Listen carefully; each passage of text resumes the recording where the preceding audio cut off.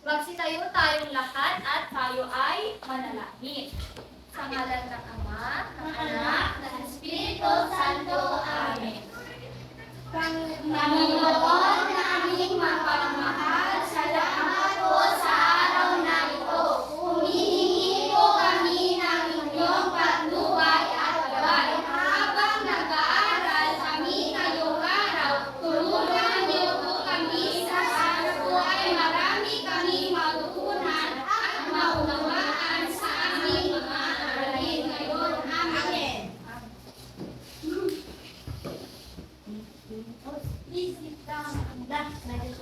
Magandang hapon mga bata. Magandang hapon din po.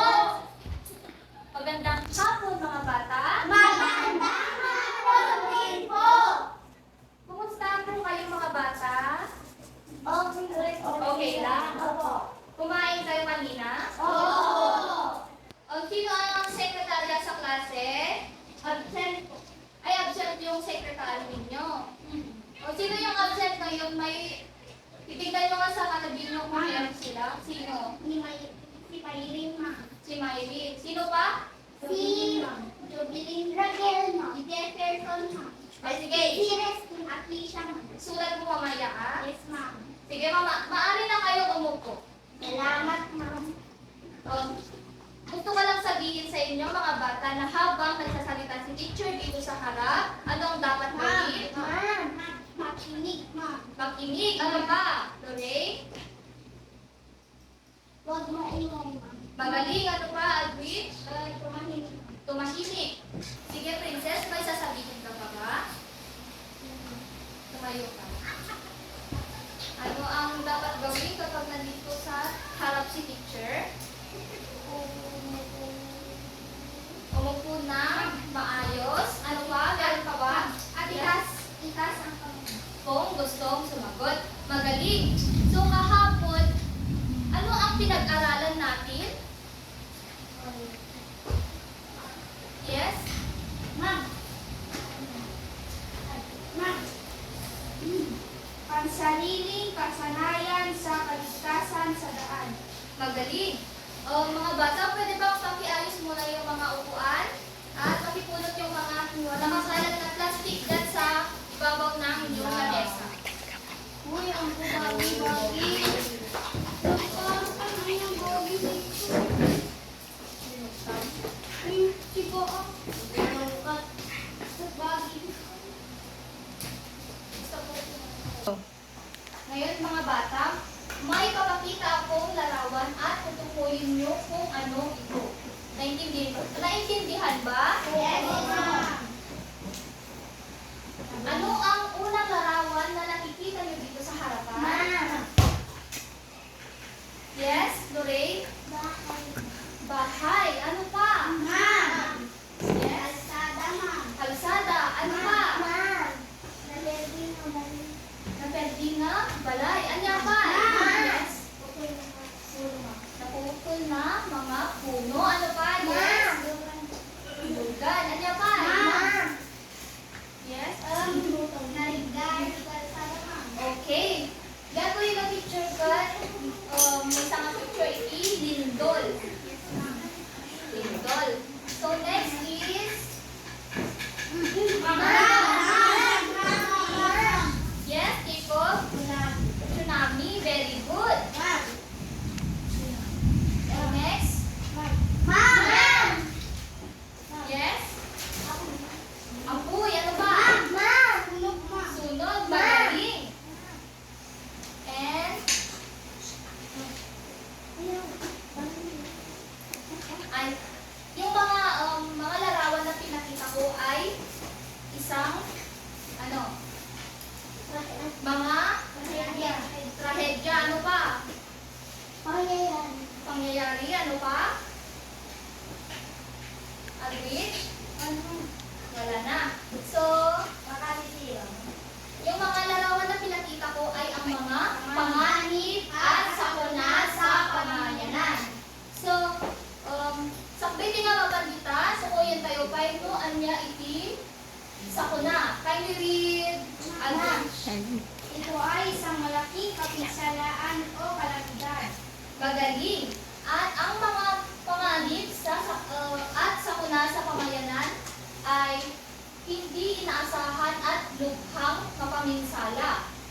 Ang mga ito ay maaaring maglagay sa atin sa kapahamakan at kamatayan kung hindi natin maisasagawa ng tama ang mga panuntunan sa kaligtasan.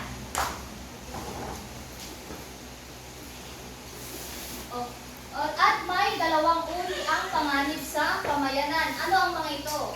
Pakibasa? Lahat kayo. Panganib na likha ng kalikasan. Kalikasan. O Natural hazard. next. Panganib na likha ng tao. Man-made hazard. So may idea ba kayo kung ano ang mga natural hazard sa kalikasan natin? Magbigay nga kayo kung may idea. Yes? Sunog. Ano pa?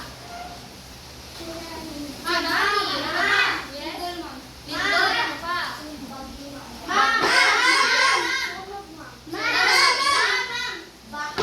Baha. Yes? Landslide. Magaling.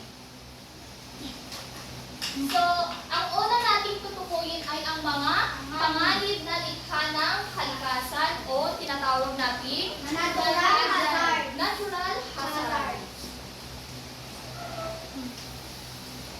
Ang una ay ang pakibasa lahat kayo. Ito ay malakas na panganib ng lupa na maaaring magresulta ng bitak-bitak na kalsada, pagbuho ng mga bahay at pagkasira ng mga gusali. Asla ko ba DJ nag-inat ibig kano DJ yan na 2023. No na, di ba, hindi no brayo hindi nag-ginginan. Ringwan ay balbalayo. Nagbutang kayo, nagbutang kayo. So ano lagi ginat may kagpanpanik, amoyo ba no yung tipag kami yung pagdungan? Ano di baga tayo nga? Sano? Magaling. At ang sunod ay ang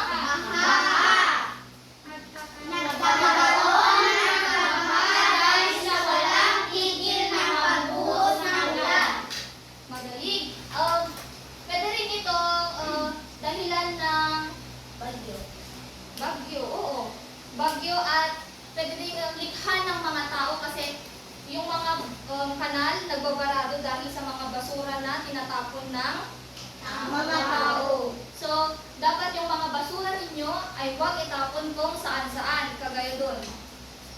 Sino yung nagtapon kanina doon? Ikaw. Pati ni Jade, ma'am. Huwag nyo nang ulitin at ilagay nyo sa tamang basurahan. Naintindihan ba? Yes, ma'am. So, ang susunod naman ay ang Bagyo. Ito ay ang malakas na pag-ulan at hangin. Maaari ito ang magsala ng mga ari-arian at buhay ng tao. mas lagi buhay ng tao. Mas lagi typhoon egay. Di ba, awan man, awan di kuryente, awan di danong, niya pa, awan di biyahe, di ba, ikita, syempre, naka-repig sa di pudo lang, ano pa. Signal, may signal. So, nga dapat ang may rumor mo dati bagyo, yan kita dyan iti balayo. Hindi gusto ka? Hindi balayo. Sige, fine. Ayan. Dati nga, wala nga na rin. Dati nga, di sumarunopay nga. Kaya sumarunop ba sa akin? Pagbuho ng lupa sa mataas na pagkikita ng kabubuhan sa pagsabot ng lupa. So, landslide. O, nakakita kayo ba ti landslide or video nga nakabuya kayo ti landslider? Yes, ma'am! Nyari di ba, di darat ka, di kasama di bantay. Lumabot ka di balbalay kasi di bagyo, di ba? Yes, ma'am! Ta, do ti balbalay jay, balbantay dan. Bulokot. Bueno. Dati sumarunokot. Ito ay pagputok ng bulkan. Ito ay panganib na karaniwang sumasabog na may dalang abo at mainit na lava. Mang tatay nga man, nagigay vulkan ito yung Pilipinas ng mundo. Yes? Taal. Ano ba? Bulkan ngayon, ma'am. Yes? Dapat. Kanya taal, kan, mayon. Dapat ang buyo awanen. Awanen. So next is Tsunami. Mataas ang malaki alon sa kadagatan, hindi ang malakas sa paglindol. hasta di pay parte di kaya Balbakan na Japan. Japan sa buya yung tinyos niya, buya Yes, ma'am. Yes, ma'am. Yes, ma'am. Tsunami po. ang tsunami. Tsunami. niya. So next, pupunta naman tayo sa panganib na likha ng tao or man-made hazard. So ang una ay Sunog. Maaari dahilan nito ay ang mga naiwang nakasaksak sa kagamitan na maaaring maging sanhi ng sunog. iso nga si kayo, ano nga, kung di kita kasi di kita saksakan, ano nga punpunmon tama, haan nga overheat. Nya pay. Tapno maiwas yung sunog nya. Nya? Sure. Amay ya. Nya pay nagkaantak no maiwasan di buhot. Na, wag mag nya natin madagti ibagam. Ma'am. Huwag magtapon ng sigarilyo sa saksakan. Very good, anya pay. Mga bayaan di gasol na. Naka-open. Oh, magaling. Ano ba? Yes, Jacob. Huwag maglaro ng cricket. Cricket. Okay, ka Nya, ano? Yes. Huwag magsunod kung saan saan. Magaling. Ano pa? May idea ka ba? Hawakan. Sika? Magaling? Yes, Anissa. Wala. So, next naman ay landslide. Kaya nang sinabi ko kanina na pwede rin man-made hazard ang landslide dahil ito tinatawag natin na pagbuho ng lupa. Ito ay panganib na likha ng tao dahil sa madalas na pagputol ng mga puno sa kalahatan. So, anya ba ito bra? Tayo tapno maiwasan si landslide. Yes? Hanggang nga ang Putol din. kayong Ang putol. Ang pay. Nadali ako. Ayusin kayo. Yes? ang mulati kay kayo sa siban bantay. Nalaing kategory ni mga palakpak ni Aldrich. 1, 2, 3, 4, 5. So, next is Baha. baha. Basahin nyo lahat. Nagkakaroon ng baha dahil sa mga basurang itinatapon ng mga tao kahit saan na magiging sanhi ng pagbara ng mga daluyan ng tubig sa kalan. Gaya ng sisa. Di, na? Kamay nga, gibulang ti. Di sa yung bagang katay, kamay nga, gibulang ti, basurat ti, conforme.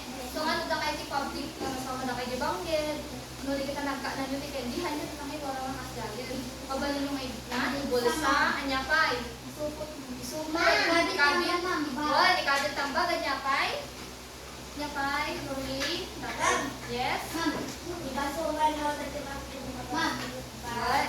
So, dati nakita yung nga nakawarad, jay, urihan yung kawarad, pinutol niyo ang gawin. Yan, dapat. Awanan. So, nawatan yung kajili lesson tayo. Yes, ma'am. Atan, activity Time.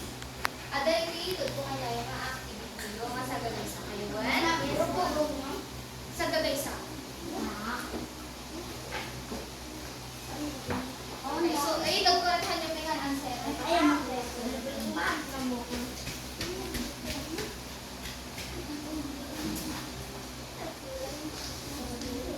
Jacob. Ano ba yung susuratan tayo pag-upgrade instruction?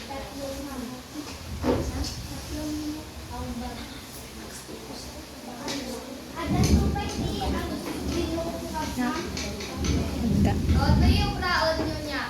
Wait, tungkol kayo may kanya. Isulat nyo dyan, nagan nyo. Di ko name ko na lang. Nagan. Nagan.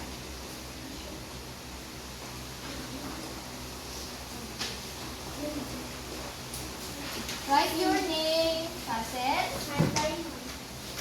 And the date today. Ano yung date tayo kami? May 10. May? May 10. Okay, so, May 10, 2024. Nagpaset? Pasal na. Ikantigan siya lagi mo. Okay lang kami haanan. Basta ko yun. Nagpaset? Nadaglag kayo kayo nasakpa yun itong arupyan niya. Answer 1. Di panuto, ket. Basahan nyo man. Panuto.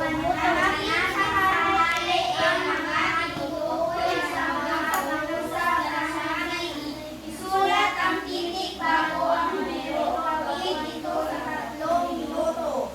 Sige, answer yun. Sige, the answer. Biro po nyo yan. Sige, bagyo. Kasi dati bagyo. Biro po nyo yung meaning na ito yung hanaji. Nawatan nyo. Dahil iyo nga rin na. Check on tayo ito lumalpas.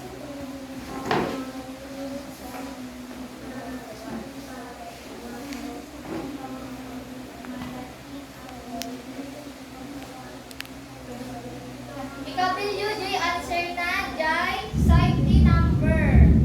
Sige, before the number. Write the letter before the number. Mami niya na ito yung mami.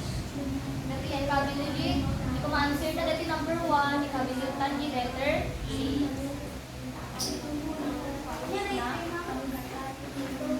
Malaking. Malaking. Malaking.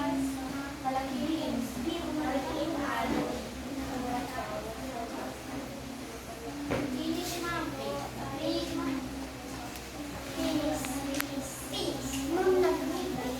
Ma'am, nagpasiko niyan. Ano ikabili answer? Ikapilyo, sakbay dito na sakbay yung number. D, A, B, C,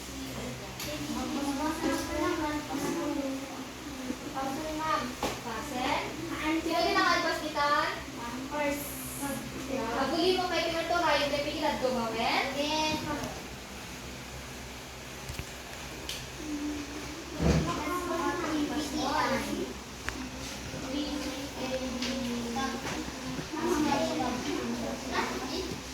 tanong. Di tanong.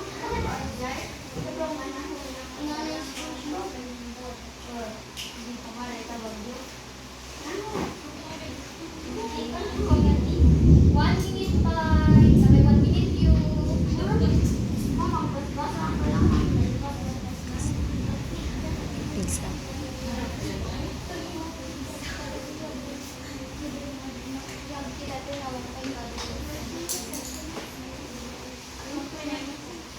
Awat tikikinog niya.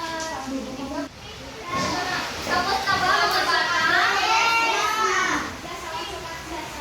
Napagpalitan na kayo ng papel at ating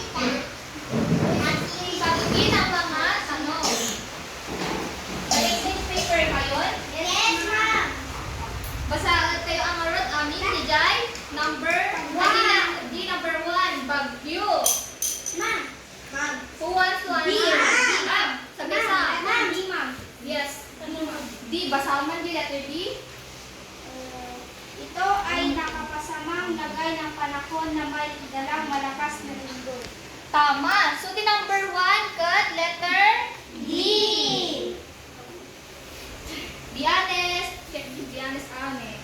Number 2, Ma'am. Mami. Yes, Jacob. C. Ano yung letter C? Ito ang tawag sa Malaking. malaking alon pagkatapos ng malakas na lindol. Very good. Letter C, the number 2. Ma'am, number 3. Number 3. Ma'am. Yes. Ito ay peligro sa pamayanan na sangkinang paggalaw Ng lupa. Number 3 is A. Next. Number 4. Yes, Lorraine. Ang answer, number 4.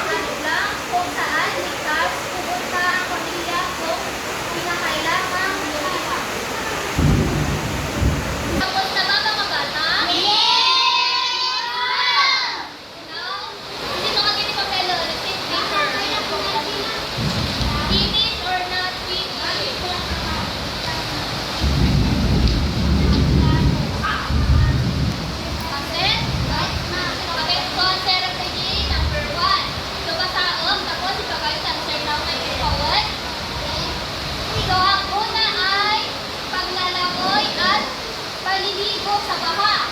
Tama ba ito? Ano ang dapat? Tula. Style, very good. So next, number 2 ay paglalaro ng sindi ng apoy ng ilaw. Star, between. So number 3, paghahanda ng emergency bag bago ang kalamidad. Puso. So number 4, pagtatapon ng mga basura sa tamang lugar. Puso. So number 5, pakikilahok sa mga programa at gawain tulad ng paglilinis sa barangay at sa babayanan. Puso. Between. Puso. Ano naalala yun?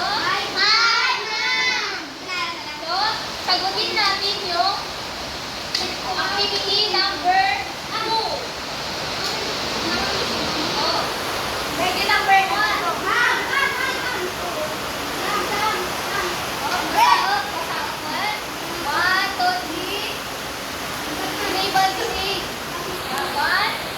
Upang mapanatili lang. Ano yung sagot? Ligtas. Correct. Upang mapanatiling ligtas sa panahon ng mga sakuna at panganib, dapat nating sundin at tandaan ang mga pangpala ng pag-iingat at kaligtasan. Una, huwag magpanik. Correct. Magpanik. Correct yung magpanik. Cold storage ka na. Manatiling kalmado upang makaisip agad ng dapat gawin. Pangalawa, palaging blank. No. Another answer?